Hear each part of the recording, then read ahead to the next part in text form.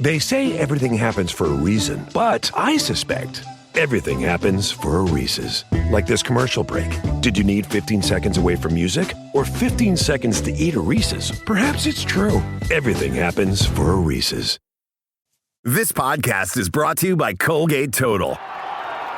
We take oral health as seriously as you take sports. That's why Colgate Total Active Prevention uses advanced technology to help prevent oral health problems like cavities and gingivitis before they start. It's clinically proven to provide 24-hour antibacterial protection with twice daily brushing after 4 weeks of use. So get a winning routine and prevent oral health problems before they start. Shop Colgate Total Active Prevention at a retailer near you. The Emmy Award-winning HBO original series Hard Knocks Training Camp brings viewers into the preseason with unparalleled access to the reigning Super Bowl champion Seattle Seahawks. Go behind the scenes with Sam Darnold, Jackson Smith and Jigba, and the legendary Dark Side defense as they prepare to make another run at the NFL title. See how the best in the world take the hype and pressure head-on. Your football fix starts here with the personalities and challenges that define a championship team. Bonds will be built. Bloopers will be captured. Hard Knocks Training Camp with the Seattle Seahawks premieres Tuesday, August 4th at 9 p.m. on HBO Max.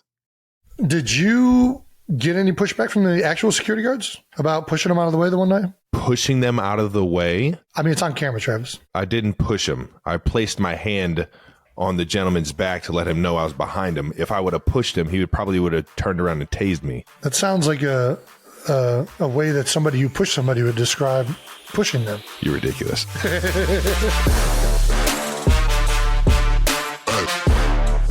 Welcome back to New Heights, ladies and gentlemen, presented by Wave Sports and Entertainment. We are your hosts. I'm Travis Kelce. This is my big brother, Jason Kelce. New episodes drop every Wednesday during the NFL season. Subscribe on YouTube and wherever you get your podcasts. 92%ers, and follow the show on all social media at New Heights Show with one S. Jason, tell the people what we have coming up.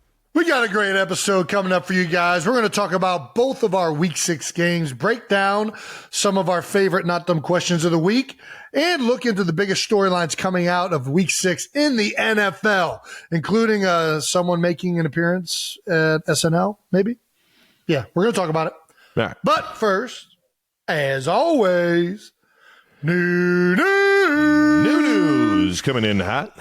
New news, old news, still the number one sports podcast on Apple, Spotify, and wherever the Swifties get their podcasts at these days. We're still killing it, thanks to all of you 92% Swifties and percenters. Everyone's helping us maintain up there, and we sure appreciate you guys tuning in each and every week. Every week. How about that, man? This has been a humbling experience so far this season.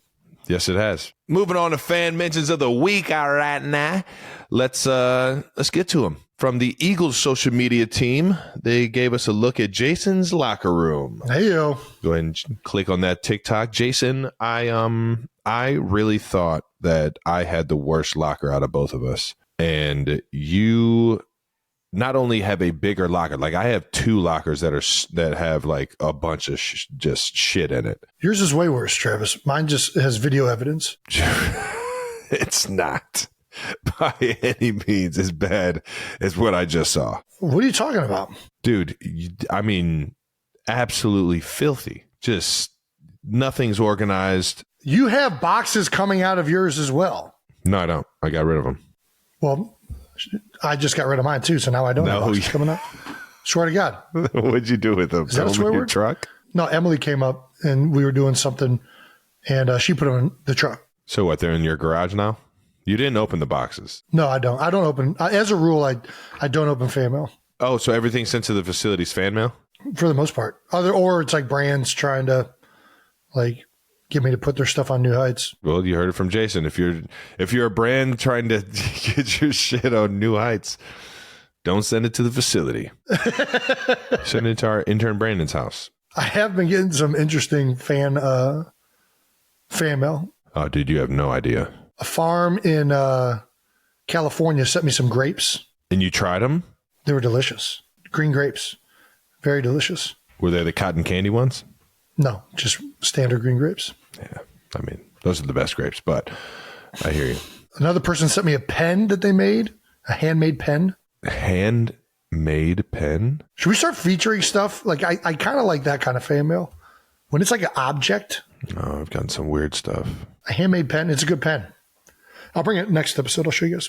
When I was younger, I used to look at a lot of the fan mail in like my first like 2 or 3 years. And then I realized it's just a bunch of old ass men that are trying to get their kid to sign, or using like a kid. I don't even know if it'd be their kid or not, to try and get stuff signed for them. Yeah, for sure. Well, for them, not for the kid. Yeah, exactly. Don't get me wrong. I'm sure that there are some kids that have signed stuff and send it in to get signed. But the reality is the majority of people are looking to resell it, or just grown men that are trying to make money off of it. Either way, don't give me an errand to run when you send me fan mail. If you give me some grapes, I'll eat the grapes and be very appreciative. But if you're sending me stuff to do something to it and then send it back to you, that's too many. It's too many hours it's put unfair. into. It's unfair. I'm not participating. Just so you know. To all those kids out there, don't send your card in to the Chiefs at Arrowhead. It's not. You're not. I mean, I probably won't even see it. It's not going to be returned. Yeah, it's not going to get returned. You're just going to lose a card. I can't tell you how many cards I got sitting in those boxes. If you see me in person, I got you all day. As long as it's like random. Yeah, don't show up to my front door. Exactly. Well said. Well said. Moving on. I feel like we need to cut this entire segment. So it's a rough start right now. It's a rough start. It's a rough start. But from Huff Dizzle on TikTok, we've got an impression of me this past weekend. Have you seen this, Jason? Yeah. What'd you think? I watched it earlier. I'm watching it again. Was it accurate? I mean, he's definitely uses your phrases. All right, Travis, and I understand, with the paparazzi and everything, thought out. this might It was be well a little thought new out. to you, but we have to kind of go over some protocol, okay? All right now. No, Travis, not everything is all right now, okay? You left out of the Chiefs game with your mustache in a convertible with zero security? Absolutely not. And then next thing you know, this past weekend you were on the news shoving me out of the way. New news. Stop saying new news. This is good. It's good stuff. It's solid stuff. It's solid stuff. You could tell that they're probably a little bit of a 92%er probably. Oh, yeah, a little bit. I mean, if you're saying new news and all right now, you'd have to tune into the show once or twice. Did you get any pushback from the actual security guards about pushing them out of the way the one night? Pushing them out of the way? I mean, it's on camera, Travis. I didn't push him. I placed my hand on the gentleman's back to let him know I was behind him. If I would have pushed him, he would have turned around and tased me. That sounds like a way that somebody who pushed somebody would describe pushing them. You're ridiculous. I didn't push them. I just put my hand on them and moved them. Good sir, can you excuse me? I need to get the door. Sorry. Thank you. I'm right behind you. Don't want to startle you. I know it's your job to keep crazy people away. And if you just randomly get pushed in the back while standing in front of a door, that could probably be a little alarming. No, I didn't. That didn't one time get security to say anything about it. They'll tell you what, they're great. They're great. They're good people. Have you had to enact any security of your own? Of my own? Do you feel like you're like a security guard when you're with Taylor? Like I'm part of the team? Feel like, yeah, like you're one with the rest of the guys? Like, hey, we're in this together, fellas. I feel like whenever I'm on a date, I'm always like having like the sense of like I'm a man in the situation. I'm like protective. Yeah, for sure. You always kind of have that feeling or that self-awareness, I guess. Where do you sit when you go into a restaurant? Wherever they have the table. Well, at the table, what seat do you choose? The more convenient one? What do you mean? You choose the seat with the best view of all of your potential threats within the establishment. But what if somebody else wants the view of, like, it's the best view of this entire place? Well, it's your job to protect, Travis, so it's your job to have the best view. No, you just got to know where the exits are. Exits and entrances, yep. You got to know where that's at. Got to know where those are at. That's preferably a seat against a wall so that you can observe everything that's happening. No way you're doing this. I swear, ask Kylie. The moment I go in there, I do not like being seated in the middle of a room. I only like being seated up against a wall. Noted. There you go. You ever had security? No, I'm the security. Well, if you get security, you could probably go right in the middle of the room. Let's keep this thing moving. Shout out to the 92%ers as always for all your mentions. And yeah, we appreciate you guys doing some impersonations and or in some impressions. Jason, clean your fucking locker. And I did. Well, nice. Somebody else did. Nice. It's clean. That's the bottom line. All righty, let's get to it. 92%ers, the part of the show that we look forward to each and every week. That's right. It's time for No Dumb Questions. First No Dumb Question is brought to you by @Spur40. Okay. Do you think rugby players have a chance in the NFL? Absolutely not. Shit. I mean, maybe the best. If you get a big dancing bear that plays offensive line. I suppose that is true. We actually do have a former rugby player that is playing in the NFL, Jordan Mailata. But unless you're 6'9", 380 pounds, I would say that the chances are limited. It's just a different game. It's a much different game. I think people keep comparing them. There's one common skill set, and that's Quarterback sneaks. toughness. Oh, sorry. Toughness. Yeah. You might be able to get a kicker. You might be able to get a kicker. There's probably some. Oh, yeah. Well, I mean, but we're talking about football players, not kickers. There's a few Australian punters in the league that I know of have all started off being Australian football players. Guys. Yeah, there's definitely kicker would be the best chance, or punter. And then if you're an enormously skilled athlete, of course, there's a chance you could play in the NFL. That is always on the table. Always. But as a blanket statement, I'm going to say no. I think that they're much different. Rugby is more. The energy systems is like a physical soccer. Like it's a longer, there's not like stoppages, and it's not like as like violent, if that's the right word to say. Is that not the right word? It's not as high impact.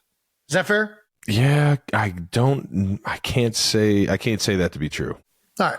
I think it's still a very much as physical as football is. I just don't think there's as much skill in rugby, respectively. Well, I mean, I guess I play offensive line, which requires zero skill. But I could certainly see a tight end being the case. I think that's where it kind of like the physicality of the two sports is different. Rugby is you're not wearing pads, so each hit is going to hurt a little bit more. You see those guys bang, like you see them bleeding all the time. All the time. Like they're bleeding, they're bandaged up. It looks gnarly. Their fingers are torn up. Ears are cut up. I want to go watch a game right now. I know. Right? I fucking love watching rugby. But the NFL, like because of the pads, the collisions are just much more forceful. Yeah. But you don't see as much of the typically gruesome features that you'll see in rugby. And I got to say, I do think of the two, I mean, you're going to be hard pressed to tell me that rugby players are not tougher. Who is tougher? NFL conventional metrics. I'm probably going rugby. Dude, rugby's those dudes don't wear pads, dude. They don't wear pads, and then they're going out and they're drinking. Just not a lot of, but I will say this: not a lot of them are 300 pounds. Down with that. Not a lot of them are. You know what I mean? It's just a different level. Would you rather get punched in the face 10 times, or would you rather like a Nissan sedan run you over once? That's kind of the different levels of the physicality. You're gonna have to explain that one, Big Cat. Which one's which? Rugby is like you're getting punched in the face 10 times. You don't have pads on. Somebody's going to punch you physically. It's going to hurt. It's going to be brutal. You got to be a tough guy to take a hit, right? Yeah. Uh-huh. The Nissan sedan, you're going to wear pads, but it's going to run you over. And then that's like a football collision. Yeah. I will say this. People ask me all the time, it's like, all the hits hurt? And it's just like, well, just, those, the birds, the scooters that you get downtown. Yeah. Those things probably, they go anywhere from like 15 to 20 miles per hour. You can get some of them up probably even faster than that. But imagine just like taking that into the park and just going across the park and then just like getting it up to like 17 miles per hour and then just having somebody clothesline you. Like that's football essentially. When they've done the impact studies, they compare it to car collisions, car impacts. Yeah. So maybe a Nissan's not fair, but either way, not questioning the toughness and how physically demanding rugby is. That'd be another could football players play rugby? There's probably a lot of guys in the NFL that will not sign up for that gig. No, definitely not. But the Kelce boys will. I'd for sure do it. I think think that it might looks be like a a fun. fucking blast. Yeah. I'd flank like a motherfucker. We'd have to get some tips from Ed Kelce. I'd be the one like drop kicking it and running to go get it. Yeah, that's a good move. Solid move. I lateraled it last week. I mean, we already know about my quarterback sneak skills. We'd be scrumming it up. Scrumming it up. Not right now. Who knows? Maybe we'll see a rugby player one of these days become an NFL superstar like Jordan Mailata did. Yeah. All righty. At meme_K24. Not right now. Childhood no dumb question. Love childhood no dumb questions. Did you go to Cedar Point as young kids? Any funny memories from the trips there? And who threw up first? Well, yeah, we did go to Cedar Point a lot. Just about once or twice a year. We also went to Jogga Lake before it became Six Flags. Jogga Lake. I heard Jogga Lake might be coming back. Jogga Lake's come back? I heard it might be coming back. Ooh. What was the best ride at Jogga Lake? Jogga Lake? It's Yeah. just a water park. I didn't really go on much of the rides from what I remember. Big Dipper, bro. Big Dipper. But then again, Remember as a that kid, I wooden was one? just about to mention this when you brought up Cedar Point. Yeah, well, I guess we shouldn't talk about Jogga Lake because this person asked about Cedar Point. But, Shout out to Jogga Lake. Like a lot of my friends, worked at Jogga Lake when we were in like middle school and early years of high school, I believe. But we did go to Cedar Point a lot. I guess for those of you that don't know, oh yeah, we gotta lay the law. Cedar Point is Roller Coaster USA. It is the best the amusement premier roller coaster amusement park in the country. Well, at least it was. I think in it's the world. In the world. You can't tell me it's not in the world. It had 5 or 6 world record breaking roller coasters. Yeah. It just kept breaking them for a number of years. That was like our deal. And now there's like King Dakar broke theirs, and it's the same ride as the dragster, but that's a whole nother story. Yeah, they took the dragster down, I think. Yeah, I mean, it makes sense. Don't want to, yeah. Well, that thing would go up. It would go to the highest point any roller coaster, get stuck, and then it would come right back down. You go down backwards the way you just went up it. So it's, I get it. Yeah. I get why they took that thing down. But it was the scariest thing I've ever been on in my life. The dragster, was it the scariest? The dragster. I still think, what's scarier, that or like the one that you go all the way up to the top and you just plummet immediately? Yeah, I don't like that one. And I never had the balls. The one that just up and down the whole time? Yes. I never had the balls to get on the one where it's just like a bungee cord attached to like a steel cage and they just launch you like a slingshot. I don't know who's motivated enough. I can get on some rides now, but that is one that I firmly am like, no interest in doing that one. Like zero. We might need to just throw some GoPros on and go visit Cedar Point just one time. Well, I'll go to Cedar Point, but I'm not going on that slingshot ride. I'm not doing it. Come on. No. Live a little. That is as a kid, I didn't go on any of them. It took me until I got to college, and then after college, that when I went back to Cedar Point, I could finally go on the Millennium Force and the dragster and all these rides. I will go on record. The best ride still at Cedar Point is Millennium Force. It's not even close. Oof. Millennium Force that was such a well-made ride. Electric. The problem with the dragster was it was over in like over in 25 seconds. Like you're done. The whole thing. You waited in line for 6 hours for 25 seconds. You go and then 200 some miles an hour, which is pretty fucking sweet. Yeah, I mean that's dope. But yeah, I'm with you. But I think Millennium is over an hour, if I'm not mistaken, or over a minute, if I'm not mistaken. I was about to say, that'd be great. That doing might be that too much for an hour. You kidding That'd be too much. No, it was 100% the best. So my favorite is actually is Millennium Force, but Raptor was my favorite growing up. You're just like feet and then dangling, Praying Mantis? Feet dangling. No, the Praying Mantis is the one where you stand up on it. Yeah, but that one's there too, right? Yeah. Yeah. The Raptor was the best though. Feet dangling, doing all the loops. It's the first ride as soon as you walk into the left. Gosh, I remember that thing. I remember the tallest ride they made. The Magnum was the original. The Magnum was the first original. Like, it's fucking wooden. No, Magnum is not wooden. I thought it was wooden. I think it might be wooden, dude. It's not. It's definitely, it's red. It's metal and it's red. No, just the cart's red. The Magnum is not wooden, I promise you. That'd be nuts if it was wooden. It's not wooden. I don't need to even look at a picture. But that was the first one they built that was the tallest in the world. Then they one-upped it in the year 2000 when they made Millennium Force. And that was, and still is, my favorite ride there. And then the dragster.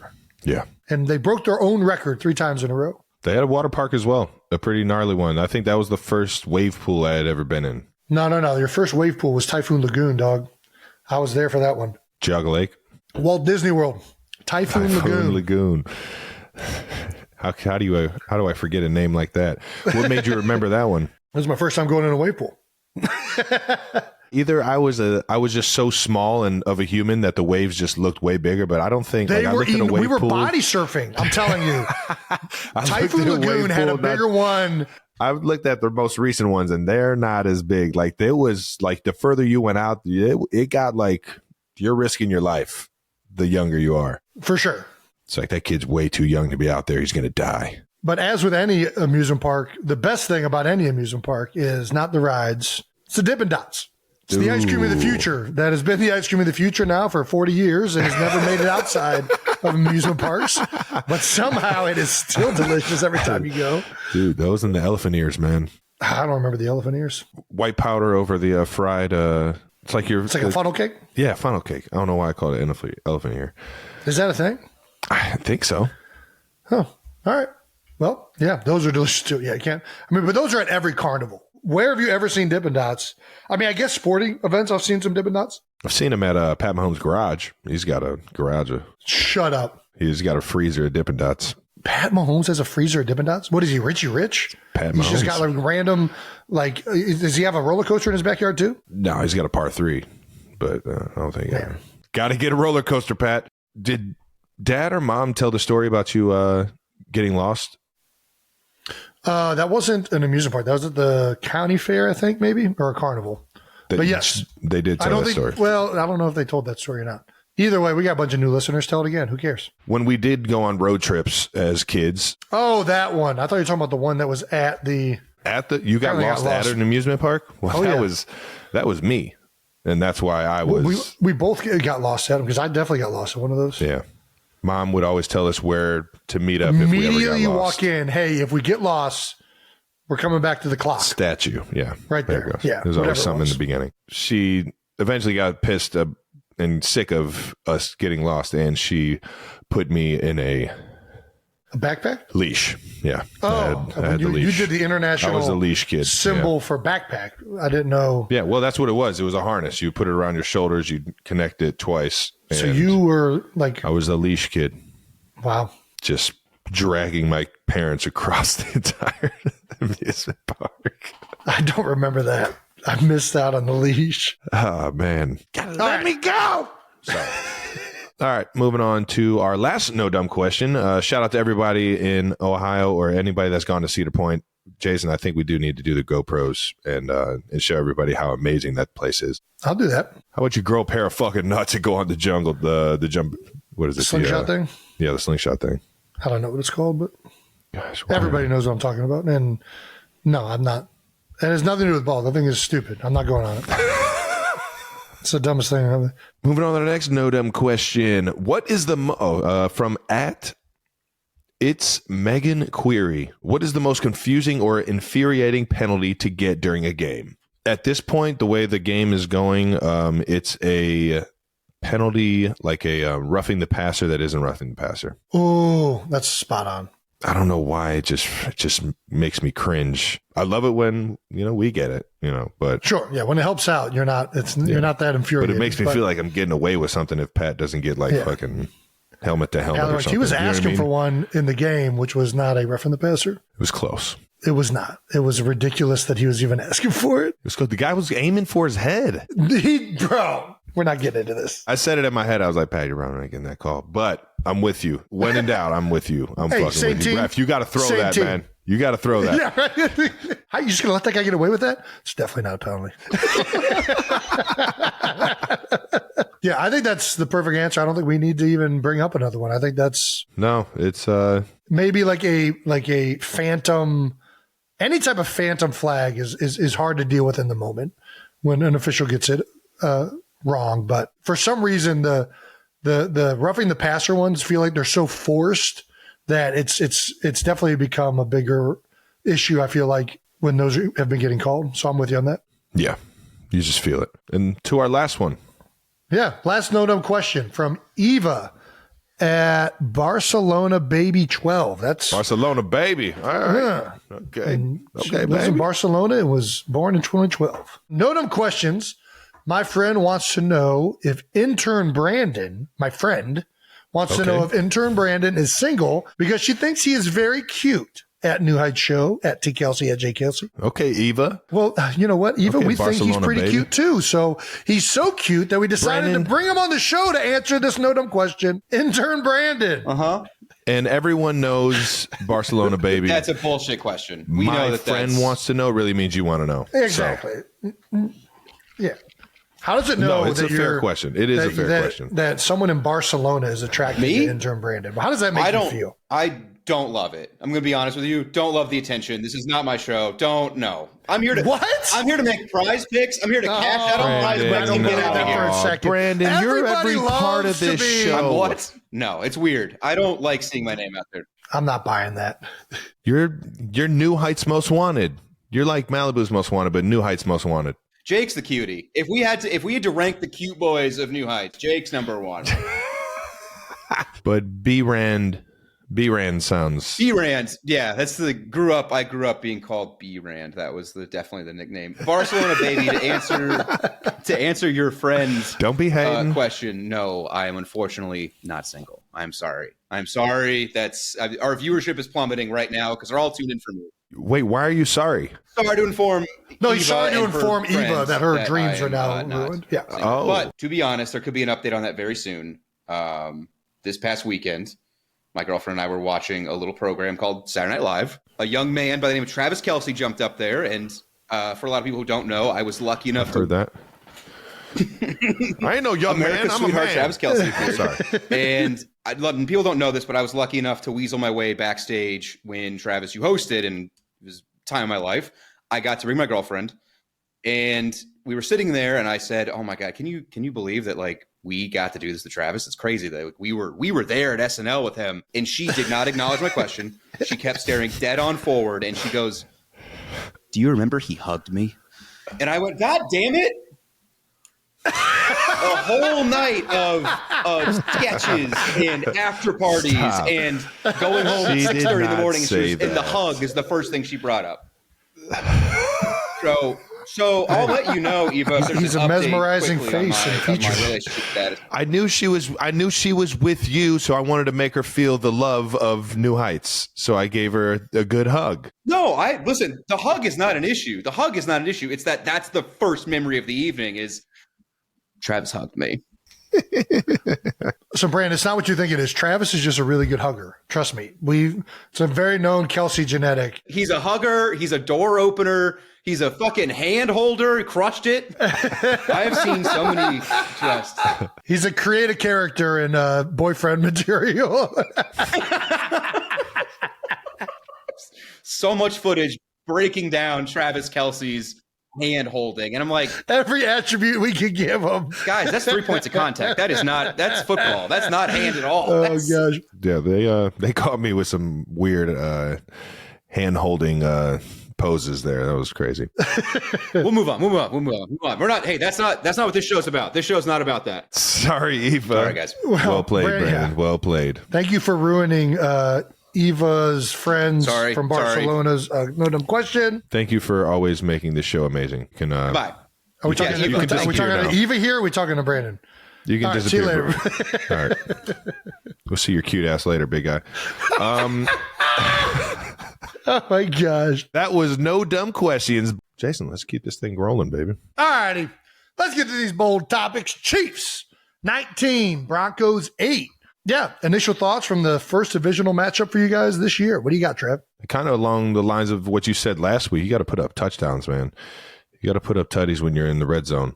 Got to. And on top of that, our defense is still playing their tail off and making our team look really good. We just have to find ways to freaking score touchdowns, man. And it's just frustrating. And it's hard because it's like you want to be the reason why we're doing great. And right now it's kind of up and down. It's not great. Coach Nagy, Matt Nagy, our OC, Nags, one of my favorite guys. He challenged all of us this morning, actually, to, stop saying we're going to fix it and go out there and do it and do it and having some fun, man. We got a lot of good personalities and a lot of great players on this team, especially on the offensive side. We just got to find the groove and find the rhythm. And sure enough, we're doing it, finding ways to win, but it's it's not helping out our defense as much as we would love to. So, but that's the biggest thing for me is just being able to score touchdowns and not making it harder on our defense, man. Well, you guys may be being tough on yourselves, but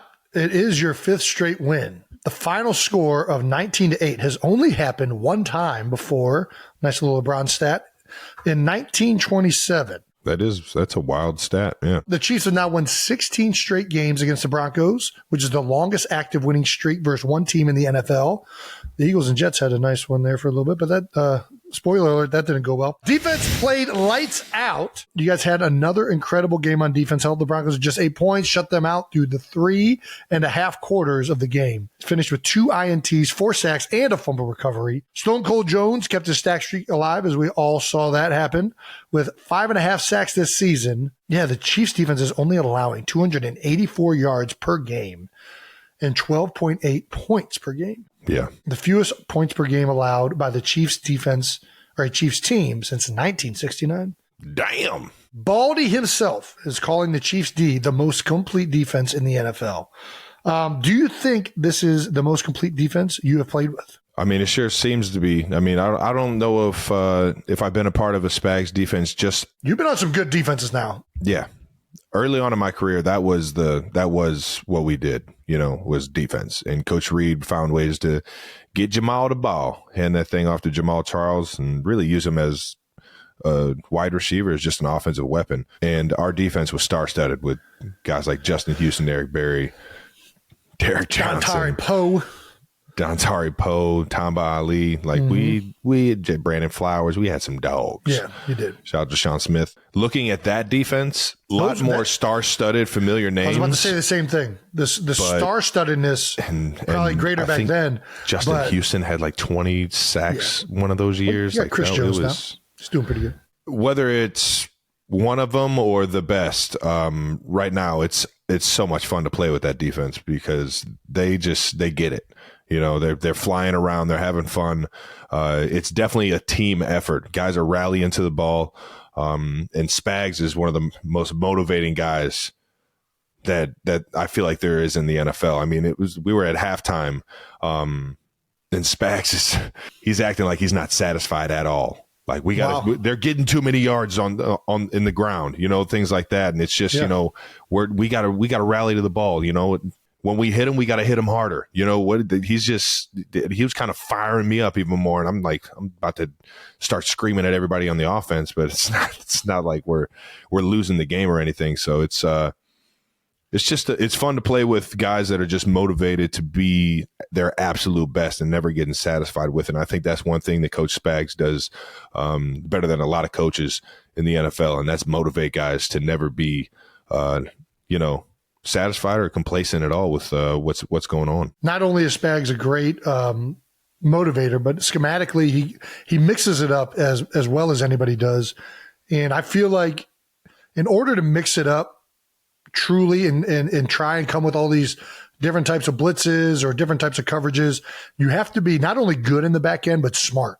Smart. You got to be intelligent, man. And it feels like your guys' back end right now, the defensive secondary, it is dialed in, brother. Like, the linebacker, they're good across the board. You know what I mean? Yeah. There's not a weakness in the defense, but the secondary, I feel like when that thing is clicking, it is so fun to watch because they fly around. Dude. They're all over the field. All over the field. Freaking Justin Reed's out there making plays left and right. It's fun to watch right now. Jay Reed's killing it. Duffy's killing it. I mean, everybody's absolutely killing it. I think a great addition was Mike Edwards. When the ball's in the air, he's a ball hawk and safety and is always flying around. And then, you just love to see the young guys, Cincinnati's own Brian Cook is out there being an absolute menace. Yeah, baby. Getting in the run game when he finds ways to get around the ball. He's had a few opportunities for some turnovers and got a few already for us this year. When you get everybody, like you said, on the same page, and then you get guys just freaking playing with confidence. Yep. It's tough to beat. It's a good recipe. It's tough to beat. Well, the offense was certainly doing their thing a little bit, even though you guys struggled in the red zone. You did not struggle to move the football, and including a big game for the Big Yeti. Ooh, the Yeti. How about that, Trav? 124 yards receiving. It felt like it was going to be a big day right from the get-go. You had maybe the first 2 or 3 catches or something like it was right away. I mean, you were getting peppered with the ball. You had 109 of those yards came in the first half on 7 receptions. Yeah. Second time in your career that you recorded 100 plus yards receiving in the first half of a game. You've only done that twice. I got to have a better second half. That's all that says. That's all that's telling me. I got to fucking play better. I got to finish the game like I started. It felt like you were in for a career day early. I was like, man, they ain't covering Trav. This is going to be a big day for my man. Feed me, Seymour. Feed me. I was looking at Pat like I'm open all the time. Let's go. But the thing we absolutely have to talk about from this game was your lateral to Noah Gray. Just on smooth, the Chiefs' first drive, which what was everybody thinking when Andy Reid called in a lateral play in the first drive? I've been screaming, we need to put a hook and lateral play in, and Coach Reid is just like, I'm not doing that. As is every coach in the NFL. It's like that play works in college and has never worked in the NFL. Maybe once or twice in the NFL, and everybody's just ready for it at this point. Okay. So I took it upon myself to just prove that it can works. It's destiny, Coach Reid. It's destiny. If you look at the play, I came off the ball and immediately turned around because there was a blitzer, and I thought Pat was just going to dot me with the ball while guys were sinking, while the defense, everybody in the back end was sinking with all our speedsters. And I guess, Pat's being a quarterback, got a lot of shit he's doing back there. He's going through his progression, and he finally finds me, dots me with the ball, but I was short on my route because of how quick I turned around. So I was actually in Noah Gray's area of where he would have been getting the ball. Yeah. Kind of felt a little guilty about, might have stole a catch from him, but I made sure I got that thing to him. So you repaid the favor. It felt weird. It's like, oh man, I just stole his catch, and then I was just like, oh, this worked out perfectly. Everybody's collapsing on me. They got me, but they don't got you. And we got the first down. Sometimes it goes for 20. Sometimes, I throw the ball on the ground and it becomes a fumble and we got to recover it. And then sometimes you just get a first down. You keep the chains moving, man. Shout out to Noah Gray for being ready for that one, baby. He knew it was coming. You do it a lot in practice because, he knew it was going to happen. I do it a lot in practice and then walkthroughs. I feel like it's so much fun doing that. Yeah. You got to test the waters, man, just to see what it looks like, To make sure guys are paying attention. That too. Everybody's finishing. Hey, everybody's finishing. Wow. Well, the only thing that isn't clicking right now for the Chiefs offense in this game was the red zone. You guys put together a great game. A lot of yards, got the W, but struggled to get the ball in the end zone. A lot of Butker. Harry, 61 or 62 yarder. I forget which one it was, but he had about an extra 15 yards on that thing. Yeah, he's got a good leg. That thing went through the middle of the goalposts. He had an extra 15 yards. He could have gone back. And I'm like, damn, if he hits a 70-yarder. Let's test it out. If he hits a 70-yarder for the game, for the win. That's some Justin Tucker stuff. That's how you get Goldberg speared of excitement from your teammates. You know what I mean? Just what? No way. You guys were 1 for 5 in the red zone. And Pat was asked after the game, and Mahomes was quoted as saying this: "Lucky for us, our defense has been playing great, so we can go through these growing pains and try to get better and better. The talent's there. You can see it in spurts, but we have to learn how to sustain drives, get down into the red zone and score touchdowns, and make it easier for our defense to play free." Yeah, that sums it up. Pat gets it.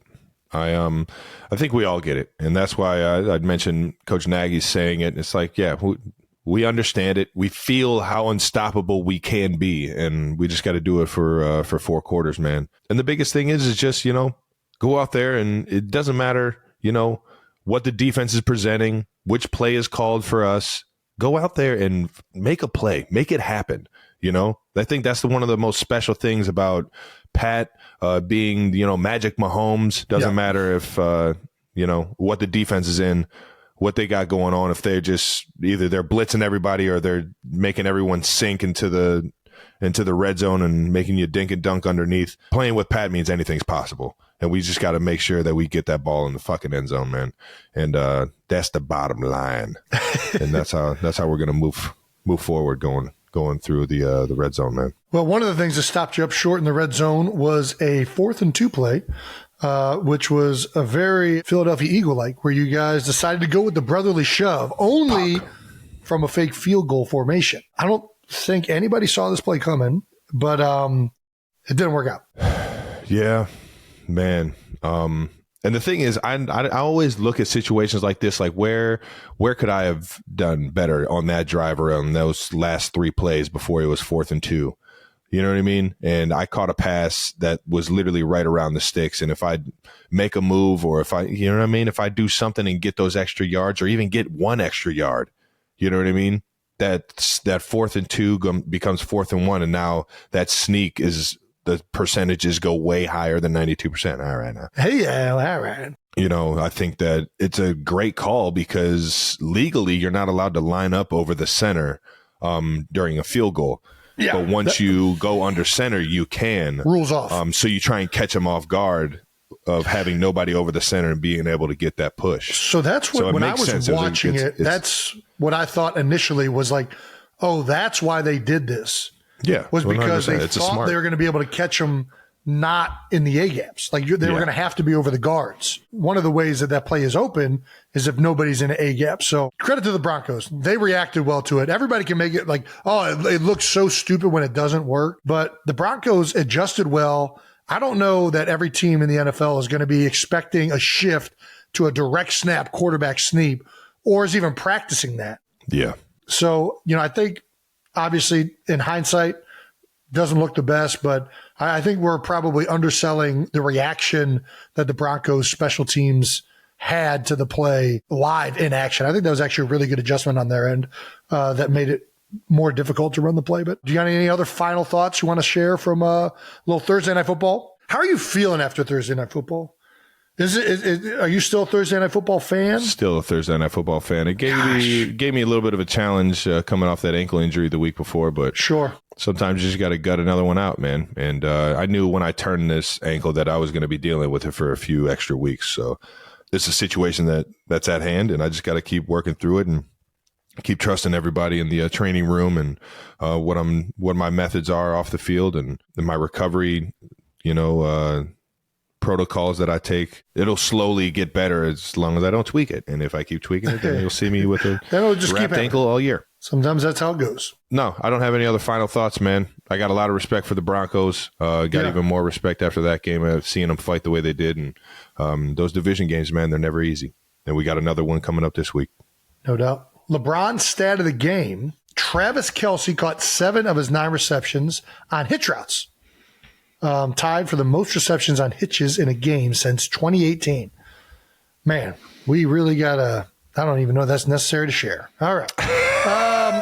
Papa Kelce in the spotlight. If you watch Thursday Night Football, first of all, they got it going on. Amazon Prime's doing a good job with that broadcast. No, I'm loving it. You already know. Well, Al Michaels, Kirk Herbstreit, they're doing a fantastic job. Absolutely killing it. If you were watching the game, you saw something momentous happen. Momentous. Which was Taylor Swift talking to Ed Kelce. Yeah, Taylor talking to Dad. You already know. You know Dad like I know Dad. Which is, he shouldn't be talking to Taylor Swift. This is a terrifying conversation. I felt terrible.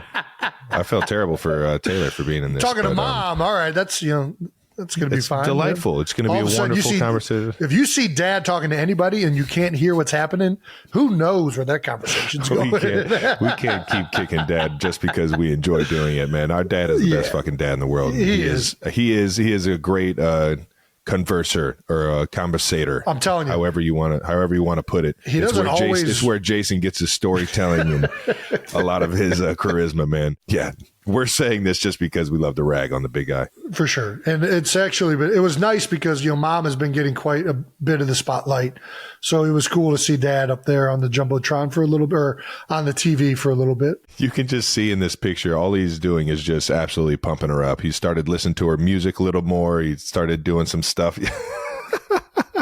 Just like, Dad, wait, Dad. Bless his heart. What is he saying? He's definitely. He said, "Now I've taken all of your." Has he stolen her music from the library? He's probably saying, "I've taken all of your CDs out at the local library, and I've started to burn them into my computer because that is legal as a tax-paying citizen." 92%ers enjoyed seeing Dad sitting next to Taylor as much as we did, and we got a bunch of comments. Nice. User Crudo Uso on the New Heights Reddit page posted screenshots of Taylor and Papa Kelce and the broadcast team and wrote, "What are they talking about?" And the responses did not disappoint.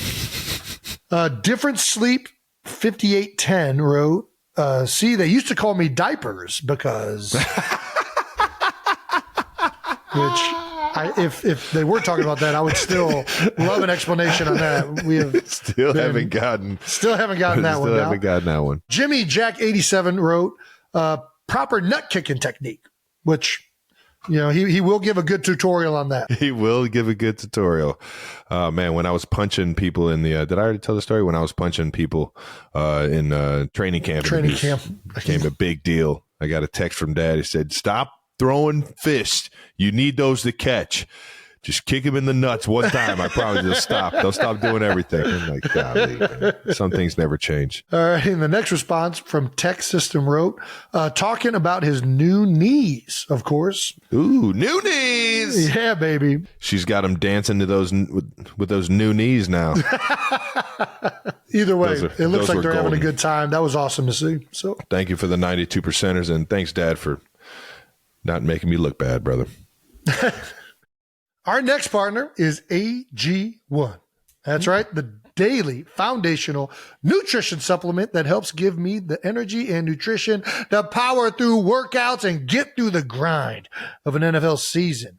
You might not believe this, but I actually take AG1 every day. No, I believe you take it every day. I really do. But All right. I'm not in on why. Like, why do you take it? Well, I take it every day because as an NFL player, a father of three, a documentary filmmaker, a cow farmer, I got a lot going on. And taking AG1 gives me peace of mind that I'm getting comprehensive nutrients to support my whole body health. And AG1 is NSF certified for sports, meaning it's safe to take for professional athletes like ourselves, Olympians like ourselves, or just high performers. Every batch of AG1 is third-party tested for over 790 contaminants so that you feel confident knowing what's on the label is in every scoop. So if a comprehensive solution is what you need from your supplement routine, then try AG1 and get a free 1-year supply of vitamin D and 5 free AG1 travel packs with just your first purchase. Go to drinkag1.com/new heights. That's drinkag1.com/new heights.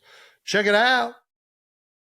Let's move on to the Jets versus the Eagles. Unfortunately, the Eagles, man, you guys took your first loss of the year, man. Jets 20, Eagles 14. Yeah. Why don't you hit us with some initial first thoughts, man, or final thoughts, I should say. Well, yeah, I mean, obviously, credit to the Jets. They played, especially their defense played unbelievable. Yeah. We knew going in they were a good defense, even though they were missing their two corners. Sauce Gardner couldn't play. Reed out as well. It was, this is just a team that has played well against everybody they've played against. And we knew it was going to be a tough task coming into it. Just didn't get it done. Too many mistakes, too many turnovers. We talked about it beforehand in the the look ahead video that we do at the end of every week now. This is not a team that you can make mistakes against and still expect to win the game. And it ended up killing us. So, that's my thoughts. Yeah, I'm with you. And I think a good coach team is going to find a way to stay in a football game till the fourth quarter, man. And I think their head coach is he's got to figure it out, man. But I did make it to the game. Did. With you saying that you're going to retire every year for the past 5 years. I've tried to make it to every game that I could possibly make it to. Well, that's just my strategy, just to make sure that you come to the games. It's a good fucking strategy. Hey, it's working. If that's your strategy the entire time, you cacksucker. When they showed me on the broadcast, first of all, Eagles jerseys were out in the stadium, and the 62s are everywhere right now. Right. And I absolutely loved it. The graphic, when they showed me, describes me as Jason's brother. Really? Jason's brother, yep. Oh, wow. I get Travis's brother all the time. I did not know you were getting Jason's brother. Yeah, man. I'm just... Look at that. I'll never be Jason Kelce, and I get reminded of it all the time. And it just makes me feel like a little boy every time. It's the best. Very fitting, though. You already know I have my gang green on, as I always do whenever I'm watching you play, and got to enjoy it with some friends. And Kylie was standing right behind me, or sitting right behind me, and she was. Yeah, it was fun all the way up until the end. Unfortunately, yeah, not a good ending. No. But thanks for coming, Trev. I always love every time. We don't get to see each other's games often, so it was fun to have you there. Been watching you play since I was 12 years old. One of my favorite pastimes, dude. Jason, I know you absolutely hate talking about this, but you set a major record, man. You are you are now number 1 most consecutive starts in Eagles history. 145 straight starts this past Sunday, and you passed John Runyon, who played 144 games for the Eagles from 2000 to 2008. Damn. That's like the one. It's like the interview that Kevin Hart and Don Cheadle did, where he's like, "How old are you now?" And he told him how old he was, and he was like, "Damn, that's an old dog right there." I don't like talking about it because it feels like every time somebody gets close to these records or whatnot, it doesn't go well. That happened to my guy Mitchell Schwartz. John Dornbos, the day he tied the record for most consecutive games with, or most Eagles games. It was one of those, he never played an Eagles snap again. So I tried to not, he broke his thumb, and then he ended up having like an aneurysm or something like that in his aorta, but not to give his entire HIPAA information out without permission. But I think, first of all, it's an honor to play that long with an organization, and certainly very lucky to have played that many games straight. But I will talk about John Runyon a little bit. A lot of people don't know John Runyon played with a broken tailbone during that stretch. And he also had a consecutive game streak from before the Eagles when he was with the Titans, I believe. So John still holds the record for consecutive starts if you go from before he was a Philadelphia Eagle. Sheesh. So I just want to say, very happy with how many games I've played, but that's good company. John's the true Iron Man. I never played through something like that. And I can only imagine. Fuck that. Dude, they said he couldn't sit down on the bench. He just had to stand the entire game. What the fuck? Can you imagine landing on that thing? Oh my God. Jesus. Shout out to Big John Runyon, man. I think he's actually he's on the fine board now.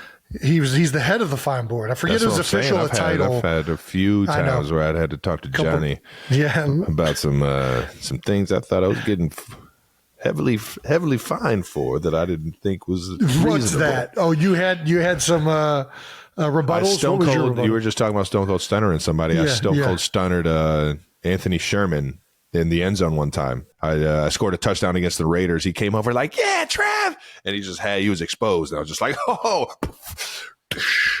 stunner." But the Shermanator was probably all for it. No, he was all for it, and you already know the biggest thing if you're going to pull off a stunner is you got to act like you get stunnered, like you got electrocuted. You're dead. Yeah, you got to sell it. That's half of the stunner. You got to sell it. Where is this coming back with John Runyon? Well, I got fined for it. Why would you get fined for that? Because I kicked him, and it's like violence, and it's like this and that. I was just like, come on, man. We're playing. Come on. It's just a wrestling move. Yeah. I'm not promoting violence. I'm promoting Stone Cold Steve Austin. Did it get rescinded? I forget.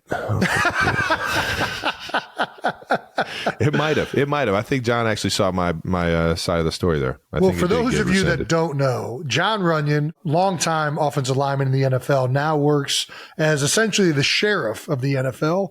His job is the vice president of policy and rules administration, and he is in charge of all the fines, all of the uniform violations, everything that is to do with players abiding and keeping the game safe. All of that stuff falls under the guidance of John Runyon, who is coincidentally known as one of the dirtiest, toughest players to ever play the game, which is just ironic that he is now the head of that. But it's kind of like a Catch Me If You Can type deal with Leo DiCaprio. He's the best. Can't fool me. Check forger in the world, and then all of a sudden he starts working for the good guys. That's kind of John Runyon right there. There you go. That's pretty good, man. Shout out to Big John Runyon, man, for still having his hand in the NFL, man, doing good things. Former senator, making sure that that fine money goes to 501c3s. What are they? LLCs. All right. Defensive battle, man. This one ended up being a battle of defenses by the end. And the Eagles defense finished the game with 5 sacks and held the Jets offense to just, 1-5 in the red zone. Held them to just 9 points in the first half, maintained a 14-12 lead until the final touchdown with a minute 46 left in the fourth quarter. What's your favorite part about playing with that defense? We get a lot of opportunities. When you have a bad defense, you got to be clicking from the get-go as an offense. You can't have mistakes.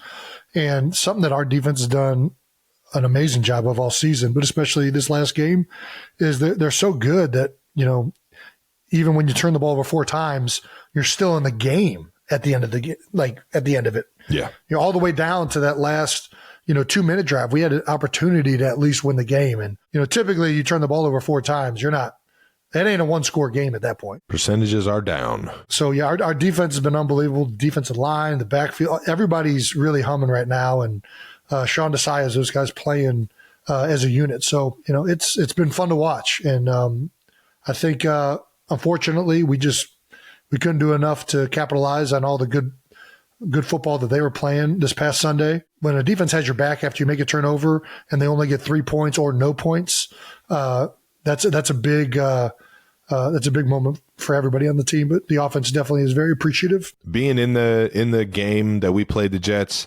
that place was absolutely rocking, especially later in the game when the Jets started feeling like they really had the momentum and everything. And it was rocking this Sunday. Your game was the same, man. The longer that game went and it didn't get out of hand, it kind of stayed close. Man, that place got rocking. And hats off to the Jets, because that's huge as a home team to have that kind of home field advantage and to get the momentum from the crowd and everybody rallying, man. That's hats off. I know as a fan of the game, I enjoy that atmosphere a lot.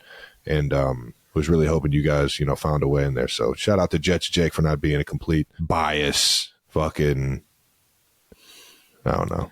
I don't know where I'm going with this anymore. Shout out to Jets Jake. All right. We're getting Jets Jake on here in a little bit. We talked about this in our bonus video, our bonus preview video last week. You knew you were going to be in a fight against the Jets defense, despite A.J. Brown's big game.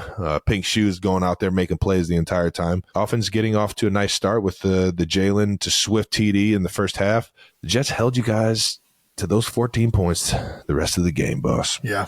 Finished the game with 2 sacks, 3 interceptions, and 1 fumble recovery. The sacks, that's a hell of a defensive line. To come out of there with 2 sacks isn't, I don't think, where it is. Obviously, the turnovers are everything, though. Yeah, but those sacks we did not do a good enough job of protecting the quarterback as a unit. It only says 2 sacks, but a lot of that's because of how good Jalen is. Yeah. We gave up too much pressure as an offensive line. But yeah, the turnovers are definitely what hurt us the most. They always do. That's, we got to take care of the football. We had turnovers, drops, and then as an offensive line, we didn't run the ball well and we didn't protect Jalen well enough. And I think, listen, they're a good defense. I'm giving them their flowers. Defensive line is great. Linebackers, running. Quincy Williams, CJ Mo, those guys are all over the field making plays. The back end, even without the 2 starting corners, they're going to play zone. They're going to mix it up. They're going to try and make it difficult. They do a good job of not leaving, guys in bad positions or difficult positions. Salah really knows what he's doing over there in New York, and they had the better day. It is what it is. And, for us, we always just try and focus on ourselves, man. Every time. You give credit to your opponent, and they played a great game. But it's always about us. We just refocus on, okay, what do we got to do to improve? How do we get better? What were the things that were glaringly correctable for the Philadelphia Eagles? And if we would have corrected those things, we'll be in a chance to win games moving forward. And that's where our headset is. That's where our mindset is. So as it should be. And just to give everybody some understanding on how good this Jets defense is, specifically in the second half, which is adjustments. And that's like I was talking about, their head coach and their defensive coordinator both are, making great adjustments. The Buffalo Bills only scored 3 points. Dallas has got the most points in the second half on them, and that's 12, 4 field goals. The biggest thing here is that they've allowed 31 points total in second halves this year, and that's 6 games and only 1 touchdown, which is, you hear us talking about the red zone and punching that ball in the end zone late in the game. doubt. That is a huge advantage to be keeping your teams to just kicking field goals. And it's hats off to the Jets, man. I got faith that the boys over there, the brotherly shove, the gang green is going to keep figuring it out, man. You guys got too many great players and too many great offensive minds over there to keep stalling or to stay where you're at, I guess. It's going to keep on keeping on, brother. Kudos to them. I guess it's time. Bring them on. Why are we bringing him back on? I don't know, because we played his team and everybody loves Jets Jake. Jets Jake, go ahead. Come on, bud. Here he comes. Oh, love the hat, Jake. Oh, The hat. oh, I didn't realize. the hat. Am I wearing this? I didn't. Is that corduroy? Is that corduroy? Is that a Kelly Green shirt you have on? It's a Jason Kelce. Oh my gosh, shirt. Hey, love that that's- little New Heights merch. Yeah, I gotta plug the merch. That's pretty much all I was saying on Sunday over and over again. So it felt fitting. What are your thoughts from the game, Jake? Listen, I thought both teams played hard. I thought it was a well-fought game. No, I mean, I did not expect the Jets to win that game, and the defense played lights out, and that's how we're going to have to win games for the rest of the season. Dude, I'm not going to lie. There were moments in the game where I felt like I was just going to hear it from you. There was the blindside block that the whole stadium lost their mind on, which was a completely illegal block. And the Jets are all like complaining about it, bro. You can't crack back with your shoulder. Like that's a known rule in the NFL. Yeah, you can't go and against everybody's booing in the whole place. I think they were. Wow, the guy's hurt. He's down and hurt, and the fans are booing. It was ridiculous. But regardless of that, and then the AJ Brown catch, I'm like, I already know Jets Jake is going to be losing his mind that this is called a catch. But for some reason, you're not losing your mind. Yeah.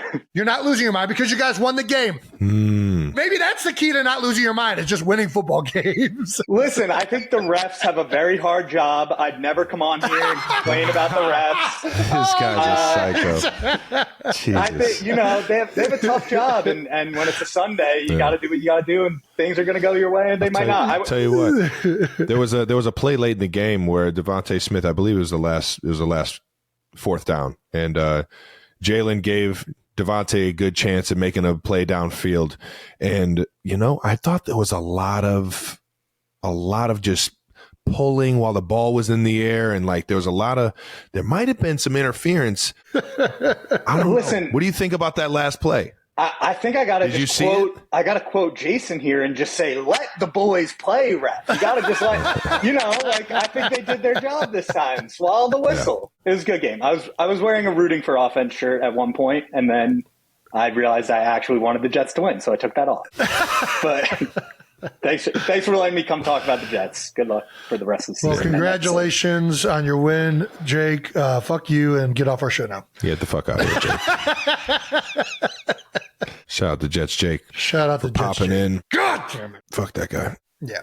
We love you. Well, post-game, it was reported that after the game, Sirianni didn't say anything in the locker room and instead allowed the certain players to speak up. Can you confirm? Well, like Nick gave the floor to somebody. Like there were just guys talking about how that was unacceptable. That's not the standard that we're holding ourselves to, that we need to play better. Good leadership. Somehow I got roped into this, which I did not talk during this portion. I talked to guys on the team, but I did not talk during this specific portion. But I think, as is usually the case, like, your teammates and the people in the room, if you got, anybody that's worth their salt as a teammate, everyone knows what happened in the game and what you got to do to improve. And yeah, I think Nick just felt like, it had already been summed up. You know what I mean? He's just like, well, you guys heard him.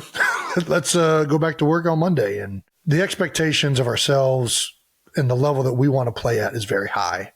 And, I think offensively speaking, we've been in and out of that. There are times that we've met up to that standard and a lot of times where we have not, quite frankly, been consistent enough and we've made too many mistakes. And we know that. And that was a big message to that. And, we have to take accountability to improve that and play at the level and that we want to play at if you want to realize what you want to in this league. So, yeah, defense played an outstanding game today, or an outstanding game this last week. And those guys are rolling right now. And if they can keep doing that, we can fix some of this stuff on offense. We have a really, really good team. And yeah, I think that's the biggest stuff. It's preaching, let's take some accountability here. And that always, I think, means a little bit more when your teammates are the ones preaching coming that. from the team. Yeah, 100%. Yeah. I know it sucks to lose. Fuck. We've all been there. Yeah. Let's not burn the ships, boys. All right. We still got the best record in the league. You know what I mean? Things are still looking up. And I'm sure that's probably your final thoughts on the game. That pretty much wraps up the game. And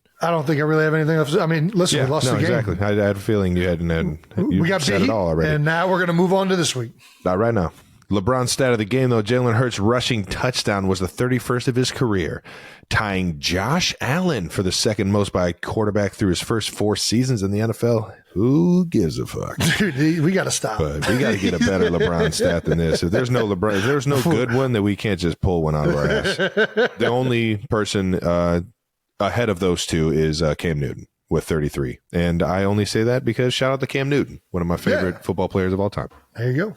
All right, breaking news as we're recording. Per Adam Schefter, 7-time Pro Bowler, wide receiver Julio Jones is signing a 1-year deal with the Philadelphia Eagles? Holy shit. It's pretty crazy. Yeah, that's a wild pickup, man, but fuck, that's a hell of a, I mean, if he comes out and plays like Julio Jones can play, I mean, that's a damn good fucking pickup. Yeah, I mean, I don't really know what to say. I mean, welcome to the team, brother. All right now. We will take big, fast, athletic freaks of nature any day of the week. We already had a great receiving core, and this is just going to add to it. Quez has had some injury things going on, and OZ, I mean, he's done really good in certain situations. But he had a huge, one of the things I love is when a guy like very unselfishly picks up a block late in a play. You know what I mean? Like hustles down to go pick up something for his teammate who just caught the ball. And, definitely saw that from OZ a couple games ago. A.J. Brown's obviously been having I think he's the second in receiving yards this season. Yeah, he's pretty good. Pink shoes over there, man. That guy, should probably get him the ball. Not doing too shabby. But yeah, Julio's beyond just being the player he is. He's been on teams that have been really successful, college and the NFL. This guy, I'm assuming, I've never met him, admittedly, but generally when you're around that much greatness, it rubs off on you, or you're the one that's doing the rubbing off of. So I have a feeling that this guy, that he's just going to be good to have around the building, be a part of the team, and he's going to bring value to our organization. So welcome to the team, brother. All righty. Let's get to a segment we haven't seen in a little bit, and that's Out of the House. That's right. Jason, did you get out of the house? Well, I think we both did, but let's get to your Out of the House first. T-Rav on SNL. How about that? It's your boy, the boy. Trav, not only did you show up to the Eagles game in New York on Sunday, but you also made it to Saturday Night Live. Got out the house, man. You've obviously hosted Saturday Night Live, but you made a guest. Is this your first guest appearance on Saturday Night Live? Yep. Wow. Yeah. I feel like awesome, that's when you've really, if you're like welcomed on to just be like a guest, that's pretty spectacular. I mean, if you're going to say that, yeah, for sure. It was every bit of spectacular. Is it rarer to be a guest or rarer to host? Because there's some episodes that there's no guests. It's just the host, right? Yeah. So I think it's rarer to be a guest. I think that's another upper echelon of Saturday Night Live. Are you trying to pat yourself on the fucking back for being a guest? I wasn't a guest.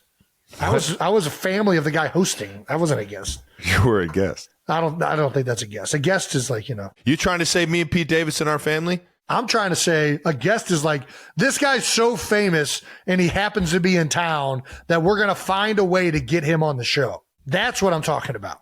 Yeah. That was not what happened to me. All right. SNL had a great sketch about the Swift mania and the NFL and who should show up at the very end, but the Big Yeti himself. All 2 lines up. What did you see? I don't even remember what I said. I blacked out. As soon as they cued to me, the entire place erupted, which was very overwhelming, and I'm not even sure if I said anything. Yeah, so I walked off. I said, did I say anything at all? And everybody's like, yeah, no, you killed it. And I watched it over, and I still don't really know if I said what I was supposed to. We showed up at SNL having the idea of going supporting Ice Spice Her and Taylor are good friends. I've always wanted to meet Pete Davidson. Been a fan of his for quite a while, since he was actually on the show, or on SNL, I mean. And I'll tell you what, man, it was electric to be back in that place. Dude, it's crazy how much energy is in there. Being in that room and just it being their first episode this season. I had such a freaking blast, man. It was a star-studded back room. I'm not the one to throw around names, so I won't. But it was awesome, man. It was awesome. And Lord Michael, thank you for having us. It was a pleasure. I didn't know what the skit was like, what skits were coming up, and I'm pretty sure that it was just ironic that they were doing a skit on what'd you call the it, NFL? the Swift Mania. Yeah. It was, but I thought it was hilarious, and when they asked me to be a part of it, I was like, man, I'd be honored. And it was pretty cool. And then Taylor also made the surprise cameo, introducing her good friend Ice Spice. Nice. Who absolutely killed it as well, Ice. You guys got out of the house after that, even later, by going to the Saturday Night Live after party, which, for those of you that don't know, it goes all night. It was fun catching up with everybody over in SNL, man. I miss those guys and guys and girls, I should say. And hopefully, I win it or Jason wins it, and we find ourselves back. Well, after you got out of the house on Saturday, you went to the game Sunday, and then you found your way to lovely South Philadelphia for the Phillies game. Yes, I did. Where we got to enjoy a beautiful evening of Philadelphia Phillies baseball. Oh, yeah. Got to meet you and Kai down at Citizens Bank Ballpark. Hey, yo. And I'll tell you what, that place was fucking electric. Dude, Red October, baby. The first pitch, Ohioan himself, Schwarber. Oh, yeah. Out of the fucking park. Yard, man, Middleton. I'll tell you what, he hits the fucking piss out of the ball. He does. Bringing the power right off the gate. And then right after him, only a couple batters later. That boy nice. Who was it, the next batter? The Storm and Bryce Mormon? Two batters after that. Trey Turner was 2, right? Was I drinking that many beers already? It's 100. He's 100% in the third Bryce batter. is, right? Yeah. Yeah. That's what I thought. The cool thing about the Schwarber ball was it hit the Jumbotron or whatever, that like screen. The mini Jumbotron. And it just rested there so we could look at it the whole freaking game. Yeah. I thought that was pretty neat. But just the whole time you're just thinking, how the fuck could we get that ball? Yes. Can I scale that? Could I somehow scale that and get that baseball? He started taking pictures and videos of it. I'm like, what are you doing? Well, the game was absolutely electric. I forget the gentleman. I forget what is his name. I think it's Byron Scott. You talking about this come out song? Yeah. I think it's Stott. Stott. Gosh, I should have fucking did my research before I came on the show. But yeah, most electric come out song in the stadium. The whole crowd starts singing it. Bryson Stott. The one of the most electric parts of the evening after those 2 home runs, Bryson Stott, is that his name? Bryson Stott. Stott. Interesting.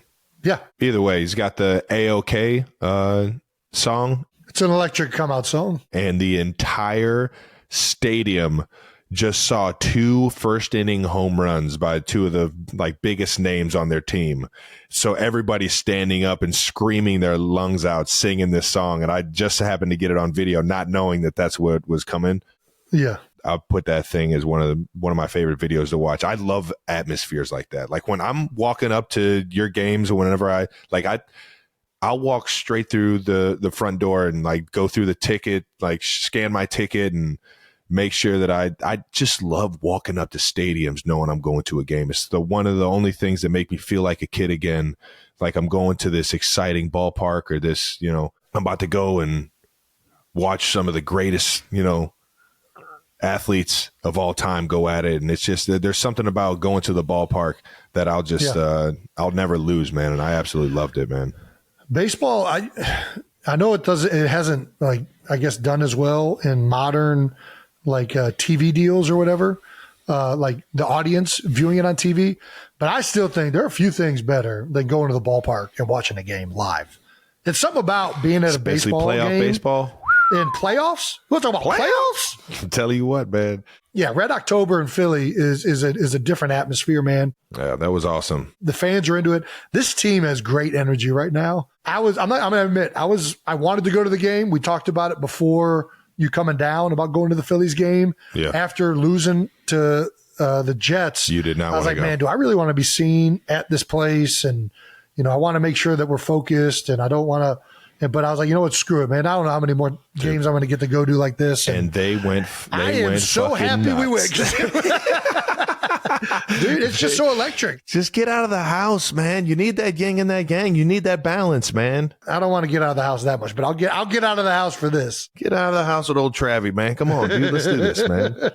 Thankfully, Kai was there and was kind of like, yeah, that'd be pretty sweet if we went. I could tell that she was like the final, like, well, maybe if Kai wants to go, I'll go. And I'm just exactly. Like, oh, yeah, she was. Almost text her like, Kai, let's go to the game. Can you get Jason out of the house? I really want to go to the game with these guys. Gotta love getting flicked off by some of the Philly fans. You got flicked off? Oh yeah, it was like a love. No like, way. I love you. It was straight to the. It was with a smile. It was like, ha, ha, yeah. And I was like, nice, man. I deserve that.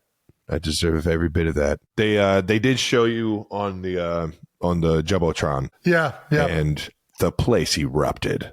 You know what I mean? Like you could tell that the Philly fans, might be disappointed in it, but they know they got one of the best football teams in the league. They just erupt because they want me to chug my beer.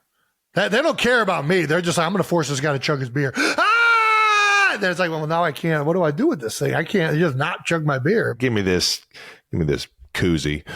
You chug this thing. Yeah. What they don't want to see is us. What do you mean? Go chugging off, like having a chug off. That's what they don't want to see. Why do they not want to see that, Travis? Because they know I win. Travis, stop. What do you mean? We already know this. This has been settled the past like 3 chugs that we've had. I do not. First of all, I can't remember the last time we have chugged off. You can't remember the New Heights? You didn't finish your beer. Show? There was beer flying out of your beer, and we weren't even racing. We were just doing a shotgun. No, but we were racing. It wasn't a race. It was just like we're going to shotgun these beers together. This guy acts like he has no competitive nature. He knows it was a fucking race. First of all, you can go back to that tape. There's beer flying out of your can. You just threw your can and acted like you were done. It was all foam. All foam. I heard liquid hitting the black wooden floor of that You heard stage. it? Yeah, I did. You heard it? I heard it. I was like, and this guy says it wasn't a race. It wasn't a race. Just here, you're so fucking. It wasn't ridiculous. a race, but I. All right, well, what about whether it's a race or not? You always drink all the beer in the can. So when as fast as you can. When I don't care if it's fast or not. If it's not a race, but whether you're racing as fast as you can or just drinking it, you don't leave liquid coming out of the can. And I heard liquid coming out of the can. We're pretty close, regardless. I tend to try and forget my losses too, man. But yeah, no, we're it's always a good race. But, all right. Well, we can do one more. I'll race you right now, bro. More set up and legitimate whenever you want. We can figure that out. Yeah. Legitimate? Are we going to fucking stand at both sides of the table like we're about to arm wrestle? Yeah. Do you want to chug a liter? Me versus you? Listen, you didn't want to chug the liter. I was like, oh yeah, chug the liter, dude. I'll go Das Boot against you. I don't mind. All right, we'll do the liter chug. Gosh, I'd want to fucking beat you right now. No, it was fun, man. It was a good time, and I'm glad we got to experience that, man. I'm with you. Joe Torre slid in there, man. Said what's up to the gang, man. There are a lot of coaches. Legend. Joe Torre, Jay Wright, Don Staley. A lot of coaching up there. It's cool. Week 6 roundup. Let's get to some player insights of the NFL storylines. All right. Back to football. Let's give some quick thoughts about the biggest headlines of Week 6. The Browns took down the undefeated 49ers. Oh, can't forget Tim McGraw. Forgot to mention we met Tim McGraw. Tim McGraw. How could we forget Tim McGraw? Dude, he looked good too. I don't know what he's doing. I don't know. Yeah. You know what I mean? Whatever lifting and tandem bed he's using, he's freaking working, man. He was AG1. Glowing. Probably drinking AG1. I bet my left nut he's taking AG1. Not my right, but my left. Not the right. The right's that's the home run hitter. The Browns were led by backup quarterback PJ Walker and overcame a 10-point deficit to win the game on a 29-yard field goal. Yeah. Shout out to PJ Walker, man. Heck, he was just down in Carolina, not having the best year, and now he's winning football games for the Brownies. Let's go, Brownies. Dude, the Browns? That defense is fucking good. Talk about a good D-line. Jim Schwartz. That is a good defense, man. And that's not taking anything away from what their offense is. They're obviously a good team if they're beating the 49ers. Jake Moody missed a 41-yard field goal with 9 seconds left as the 49ers kicker. And that would have sealed the deal for him, I believe. Yeah. And it's just a bit outside. The Browns allowed 1,000 yards this season. The fewest yards allowed 52 years in Cleveland, and the third fewest yards allowed by a team in its first 5 games of its. This is a fucking LeBron stat. Holy shit. Stop. We got to stop with these stats.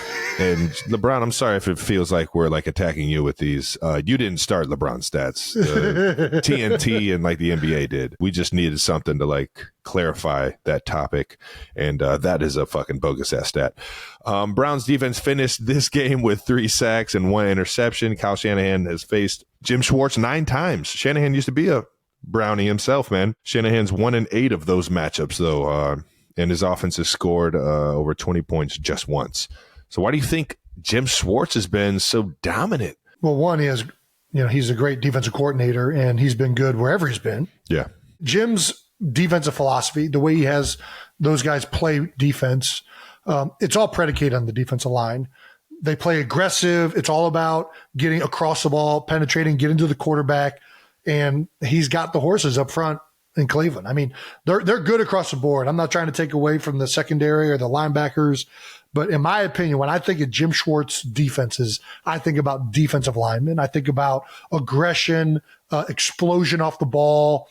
I mean, it's very, you're seeing more and more teams do it and try and replicate it. Always talking about knockback or getting to the quarterback. It's worked wherever he's been, and it's certainly started off well in Cleveland, and that helps when you have guys like, Myles Garrett, and you got Zadarius Smith, although Zadarius, he's not hurt now, is he? No, he was out there in full effect. He was in full effect last game. And, oh my gosh, I played against this guy all the time in New York. Was just in Minnesota. He's a good player, really good player. Defensive tackle. Fuck. From Alabama. No, they don't have good players in Alabama. Fuck. Dalvin Tomlinson. Anyways, yeah, when you got guys like that, they're going to be really, really good on defense. I think that that's a big reason why Jim's had so much success, on top of him just being one of the best defensive coordinators over the past few decades in the NFL in general. So sounds like them boys are coachable. Heard that. Let's keep this thing moving to the Dolphins beating the Panthers 42-21. The highlight of the game was Tyreek Hill's 41-yard touchdown in the second quarter. Cheetah took the phone from a guy on the sideline, holds it while he does a backflip. The angle of this selfie video was pretty sick. Check this out. So do you practice this? Or do you just whip it out? Yeah, I don't know, man. Touchdown. Hey, what's up? Oh, give me that. He goes right to the phone. This is pre-set up. That's wild, right? Yeah. That's dope. That's pretty good. That's some good stuff right there, man. I'd love that to be on my phone. Right? It's a historical video right there. But probably sell an NFT on that. Make some pretty good change. Not right now. That boy trying to make some money. That boy Tyreek trying to make some money. The guy is absolutely killing it this year. Tyreek looks like the best wide receiver in the NFL, like I've said for a very long time. Stat-wise, he is, right? Yeah. How far in advance do you think he planned that thing out? I don't know, but it was definitely those are instincts. I think those are instincts because he was running past it and then he saw the camera on him. He just looked at it like, yeah. The moment he got into the end zone, he went straight for that specific person. No, I don't think so. Only one way to figure this out. We got to have him on the show? Got to have him on the show. Tyree, come on, dog. Come on, man. Come bless the show, big guy. The only thing I'm taking away from this is that the NFL should definitely allow props for touchdown celebrations, right? I just feel like we should be embracing touchdown celebrations. It's going to get too wild. It's going to get like basketball.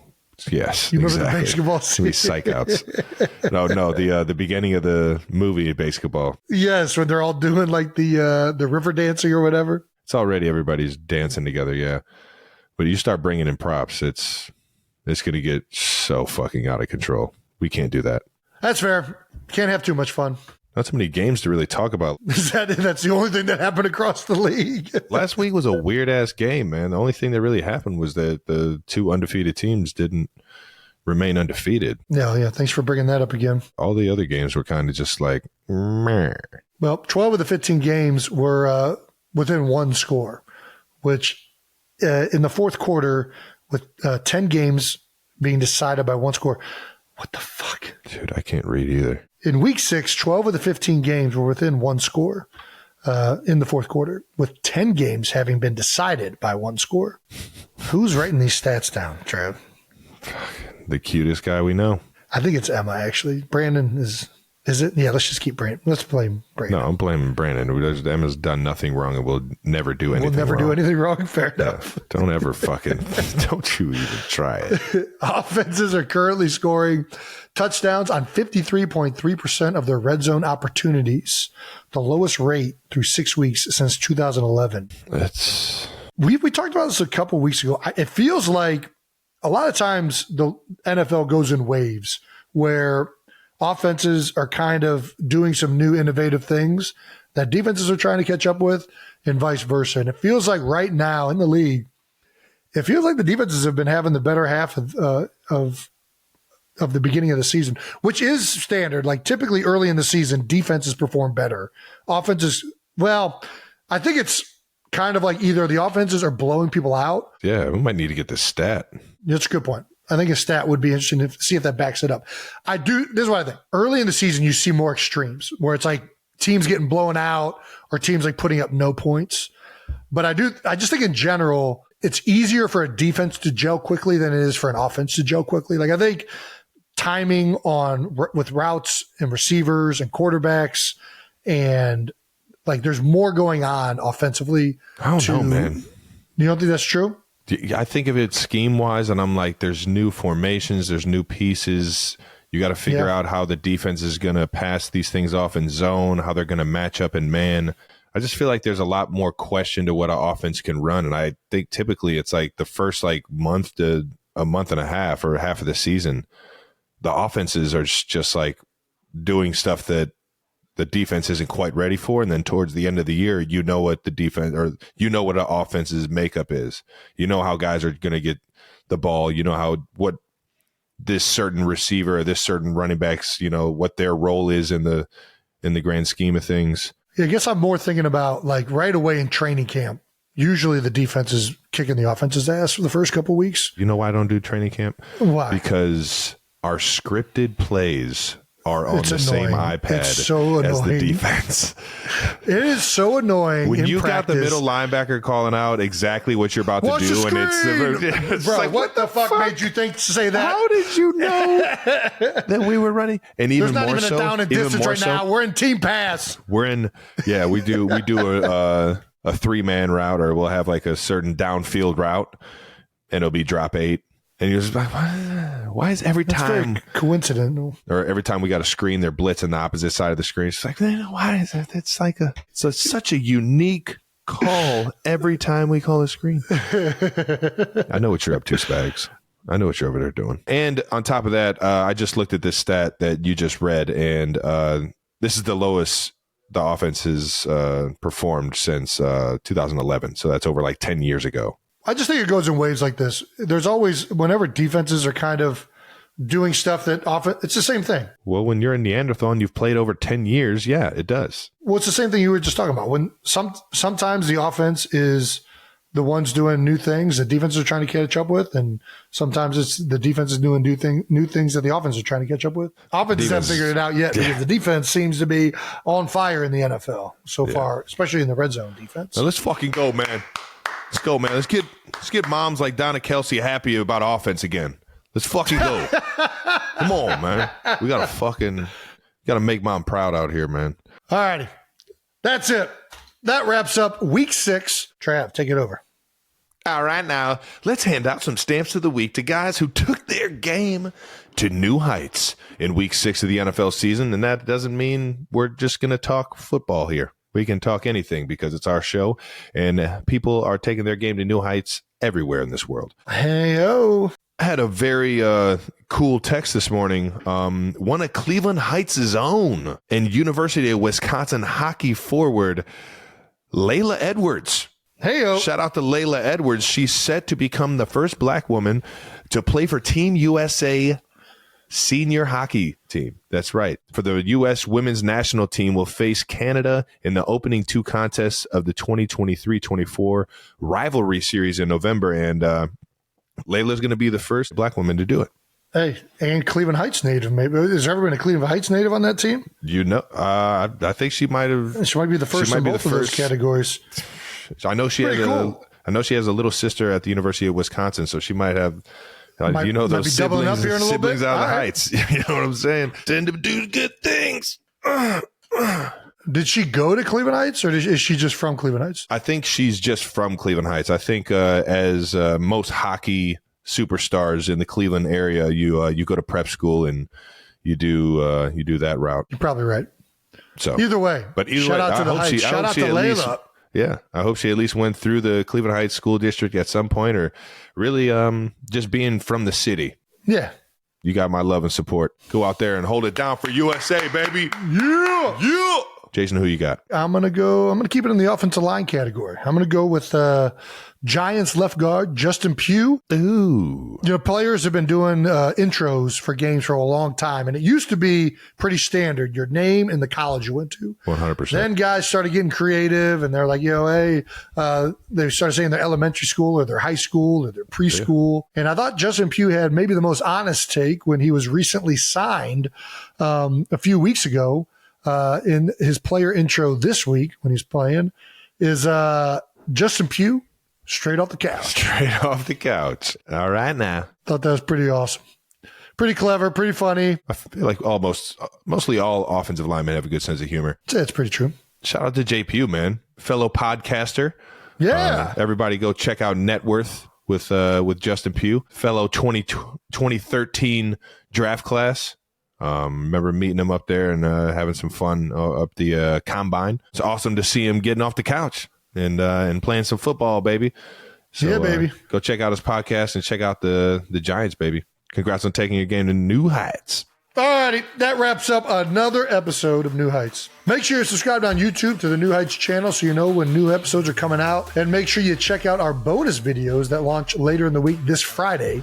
We'll preview our Week 7 games and play some more clips that you guys have suggested. And listen, subscribe wherever you get your podcasts. You heard that, man. Once again, New Heights is presented by Wave Sports and Entertainment.